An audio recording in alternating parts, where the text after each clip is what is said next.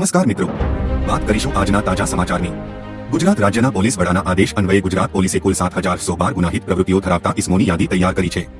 યાદીમાં 3,264 બુટલેગરો, 516 જુગાર, 2,149 શરીર સંબંધી, 958 મિલકત સંબંધી, 179 માઇની અને 545 અન્ય અસામાજિક પ્રવૃત્તિ કરતા ઇસમો ઉપર વોચ રાખીને તેમના ગેરકાયદેસર દબાણો, ગેરકાયદેસર વીજ જોડાણો, શંકાસ્પદ આર્થિક વ્યવહારો, તેઓના અનધિકૃત નાણાકીય વ્યવહારોની તપાસ કરાશે।